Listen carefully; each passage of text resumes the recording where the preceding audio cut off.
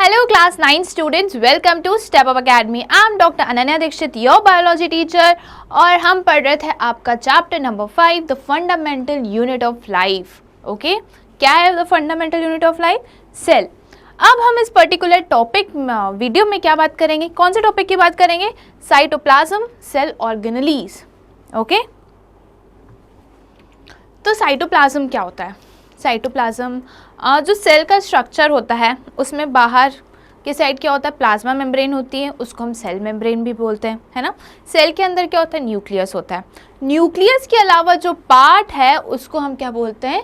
Cytoplasm. The part of cell which occurs between the plasma membrane and nuclear envelope is called the cytoplasm. Nuclear envelope क्या होता है? Suppose this is cells nucleus. Okay, इसके आजू बाजू जो membrane है that is known as nuclear envelope. तो nuclear envelope और प्लाज्मा मेम्ब्रेन के बीच का जो पार्ट है उसको हम क्या बोलते हैं? Cytoplasm. The cytoplasm is the fluid contained inside the plasma membrane. It also contains many specialized cell organelles. Each of these organelles perform a specific function for the cell. Okay? तो इधर क्या लिखा है? साइटोप्लाज्म क्या है? Fluid contain है. Plasm means fluid. ठीक है, साइटोप्लाज्म क्या में क्या होता है? जितना भी फ्लूइड पार्ट है सेल का एक्सेप्ट न्यूक्लियस उसको हम बोलते हैं साइटोप्लाज्म. ये प्लाज्मा मेम्ब्रेन और न्यूक्लियर एनवेलप के बीच में होता है और इसमें बहुत सारे सेल ऑर्गेनेलीज प्रेजेंट होते हैं. जैसे हमने सेल ऑर्गेनेलीज की बात करी थी कि जैसे हमारी बॉडी में ऑर्गन्स होते हैं वैसे सेल के अंदर जो ऑर्गन्स होते हैं उनको हम क्या बोलते हैं? Cell organelles. जैसे mitochondria, endoplasmic reticulum, Golgi apparatus, lysosomes, ये सब क्या आते हैं?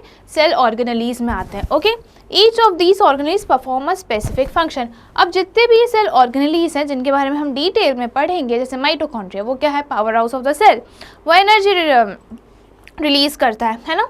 और वैसी एंडोप्लाज्मिक रेटिकुलम का काम क्या है? प्रोटीन सिंथेसिस का काम करते हैं. राइबोसोम्स प्रोटीन सिंथेसिस का काम करते हैं. तो ये क्या होते हैं? हर जो सेल ऑर्गेनेलीज हैं वो अलग अलग फंक्शन करते हैं. और वो जैसे कि अब क्या होगा? एंडोप्लाज्मिक रेटिकुलम को हम ये नहीं बोलेंगे तुम एनर्जी बनाओ, एनर्जी रिलीज करो.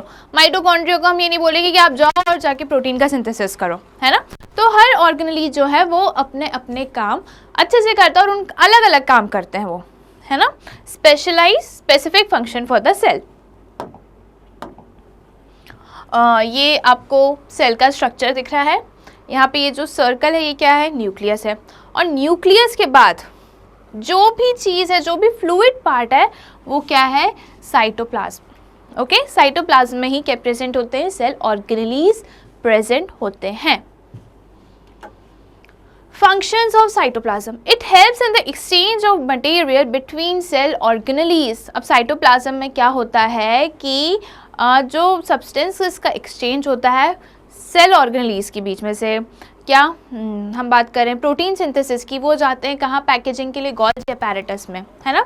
तो ये जो प्रोटीन वहाँ से निकल के गोल्जी अपैरेटस में जा रहे हैं फॉर पैकेजिंग एंड ट्रांसफरिंग, तो वो किसके थ्रू जाता है? साइटोप्लाज्म के थ्रू.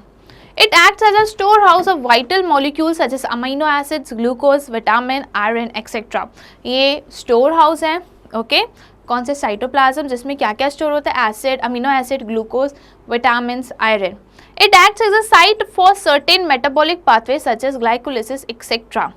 साइटोप्लाज्म क्या है? मेटाबॉलिक पाथवे है, मतलब कि मेटाबॉलिक प्रोसेसेस का जहाँ पे होते हैं वो सेल साइटोप्लाज्म में होते हैं, है ना. ग्लाइकोलिसिस एक्सेट्रा, यहाँ पे एग्जाम्पल दिया है ग्लाइकोलिसिस. अब यहाँ पे क्या लिखा है? ग्लाइकोलिसिस. ग्लाइकोलिसिस का मतलब क्या होता है? ग्लूकोज का ब्रेकडाउन टू रिलीज एनर्जी. क्या हम ग्लूकोज को तोड़ते हैं, मतलब कौन? हमारी बॉडी में सेल्स जो हैं ग्लूकोज को तोड़ती हैं ताकि एनर्जी रिलीज हो. ओके, तो सेल में जितने भी फंक्शंस होते हैं, जितने भी रिएक्शंस होते हैं उनको हम बोलते हैं मेटाबॉलिक रिएक्शन. और ये रिएक्शन किस सीक्वेंस में हो रहे हैं उसको हम बोलते हैं मेटाबॉलिक पाथवे. ओके, तो it act as a site for certain metabolic pathway such as glycolysis. तो यहाँ पे काफ़ी सारी केमिकल रिएक्शन होती है कहाँ पे? साइटोप्लाज्म में. और जैसे कि हमने बात करी ग्लाइकोलिसिस की. Cell organelles. A cell has to perform different function with the help of its various membrane bound organelles. अब सेल जो है उनको काफ़ी सारे फंक्शंस करने हैं, अलग अलग टाइप के फंक्शन करने हैं. अब इनमें सेल में ये अलग अलग टाइप के फंक्शन कौन करता है? सेल ऑर्गेनेलीज करता है. ये सेल ऑर्गेनेलीज क्या होते हैं? मेम्ब्रेन बाउंड होते हैं, मतलब इनके आजू बाजू एक मेम्ब्रेन रहती है, इसलिए इनको हम क्या बोलते हैं? Membrane bound organelles. अब क्या फंक्शन करते हैं वो हम देखते हैं. It has to synthesise substances, example protein synthesise by ribosomes. अब क्या है, क्या बात करिए यहाँ पे कि उनको क्या बनाना रहता है? प्रोटीन का सिंथेसाइज करना पड़ता है, मतलब प्रोडक्शन, है ना. तो ये क्या करते हैं? प्रोटीन बनाते हैं. कौन बनाता है? राइबोसोम्स. राइबोसोम्स कहाँ प्रेजेंट होते हैं? रफ एंडोप्लाज्मिक रेटिकुलम में. एंडोप्लाज्मिक रेटिकुलम होते हैं, उसमें प्रोटीन और लिपिड्स का सिंथेसाइज होता है. अगर वो रफ हैं, अगर उनमें राइबोसोम्स प्रेजेंट है, that means they are known as rough endoplasmic reticulums. और अगर स्मूथ हैं, मतलब अगर उनमें राइबोसोम्स नहीं है तो वो क्या होंगे? Smooth endoplasmic reticulum. तो आप आर से याद रखिए, R for ribosomes, R for rough endoplasmic reticulum. तो ये जो राइबोसोम्स एंडोप्लाज्मिक रेटिकुलम में प्रेजेंट होते हैं, उन एंडोप्लाज्मिक रेटिकुलम को हम क्या बोलते हैं? रफ बोलते हैं. ये राइबोसोम्स क्या करते हैं? ये राइबोसोम करते हैं प्रोटीन सिंथेसाइज का. ओके, प्रोटीन सिंथेसाइज करते हैं ये. Lipid synthesise on the surface of smooth endoplasmic reticulum. अब ये स्मूथ एंडोप्लाज्मिक क्यों है? क्योंकि इनके पास राइबोसोम्स नहीं हैं. ओके, तो ये जो स्मूथ एंडोप्लाज्मिक रेटिकुलम है वो लिपिड का सिंथेसाइज कर रहे हैं. Photosynthesis of food, example glucose by chloroplast. और क्या होता है सेल में?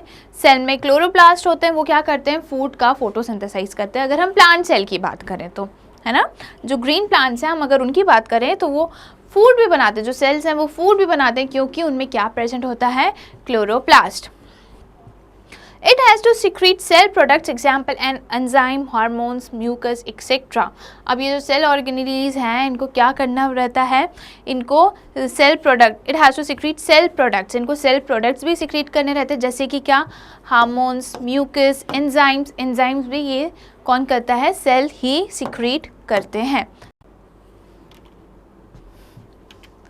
It has to digest those substances which are taken up by the cell during endocytosis. अब यहाँ पे हम क्या बात कर रहे हैं कि सेल के अंदर जो भी सब्सटेंसेस आते हैं उनको हम क्या बोलते हैं? एंडोसाइटोसिस. ओके, तो जो भी सेल के अंदर सब्सटेंसेस आए उनका भी डाइजेशन होना चाहिए. तो उनका डाइजेशन कौन करता है? Lysosomes. Okay, such intracellular digestion is done by enzymes of lysosomes. अब क्या होता है? सेल के अंदर अगर डाइजेशन हो रहा है तो उसको हम क्या बोलेंगे? Intracellular digestion. इंट्रासेलुलर डाइजेशन कौन सा सेल ऑर्गेनेली करता है? लाइसोसोम्स करते हैं. ओके, लाइसोसोम्स क्या करते हैं? कुछ एंजाइम्स, ऐसे एंजाइम्स सिक्रीट करते हैं जिससे जो भी सब्सटेंसेस सेल के अंदर आया है, प्रेजेंट है, उनका डाइजेशन हो सके. डाइजेशन मतलब ब्रेक डाउन हो सके. ओके, तो क्या बताया गया है यहाँ पे? हमने यहाँ पे कौन कौन से टर्म देखे? Endocytosis, intercellular digestion, intracellular digestion and lysosome. Endocytosis हमने बता दिया, क्या? कोई भी सब्सटेंस अगर अंदर आ रहा है सेल के, वो प्रोसेस कौन सी होती है? एंडोसाइटोसिस की. इंजेक्शन की प्रोसेस को एंडोसाइटोसिस बोलते हैं. ओके, और इनको जो सेल के अंदर डाइजेशन हो रहा है वो कौन कर रहा है? लाइसोसोम्स. लाइसोसोम्स क्यों कर रहे हैं? क्योंकि वो कोई से ऐसे एंजाइम्स रिलीज करते हैं जिससे डाइजेशन हो सके उस पर्टिकुलर सब्सटेंसेस का. अब ये जो लाइसोसोम है, हम अभी इसको और डिटेल में पढ़ेंगे हमारे नेक्स्ट वीडियो में. अभी हम बस सेल ऑर्गेनेलीज, कुछ सेल ऑर्गेनेलीज के इंट्रोडक्शन देख रहे हैं कि वो कौन कौन से काम है जो करते हैं और सेल के अंदर कौन से फंक्शंस हैं जो होते हैं. Okay, it has to generate energy, example synthesis of energy rich ATP by mitochondria. अब माइटोकॉन्ड्रिया क्या है? Power house of the cell. जो ग्लूकोज का ब्रेक डाउन होता है वो साइटोप्लाज्म में होता है. फिर ये जो भी प्रोडक्ट बनते हैं और जो एनर्जी रिलीज होती है वो किस में होती है? माइटोकॉन्ड्रिया में. माइटोकॉन्ड्रिया में फाइनल ब्रेक डाउन होता है और ATP का रिलीज होता है ना. ATP क्या है? एनर्जी है. सेल को फंक्शन करने के लिए क्या ज़रूरत, किस चीज़ की ज़रूरत होती है? एनर्जी की. और माइटोकॉन्ड्रिया जो है वो ये एनर्जी रिलीज़ करता है. एनर्जी किस फॉर्म में रिलीज़ करता है? ATP के फॉर्म में. Adenosine triphosphate. ओके, इसलिए माइटोकॉन्ड्रिया को हम क्या बोलते हैं? Power house of the cell भी बोलते हैं. ये सारे जितने भी हमने टर्म सुने, lysosome, mitochondria, endoplasmic reticulum, smooth endoplasmic reticulum, rough endoplasmic reticulum, ये सब हम डिटेल में पढ़ेंगे. तो तो यहाँ पे जो हमारा टॉपिक है साइटोप्लाज्म और सेल ऑर्गेनेलीज वो होता है कंप्लीट। अब हम नेक्स्ट वीडियो में हर एक सेल ऑर्गेनेलीज के बारे में डिटेल में देखेंगे। इसके लिए आज ही स्टेप अप अकेडमी को सब्सक्राइब करिए, जहाँ पे आपको मिलता है केजी से लेकर 12 तक के सारे सब्जेक्ट्स के सारे वीडियोज़ फ्री, साथ ही साथ नीट, जेई, CUET की भी प्रिपरेशंस होती हैं। Thank you.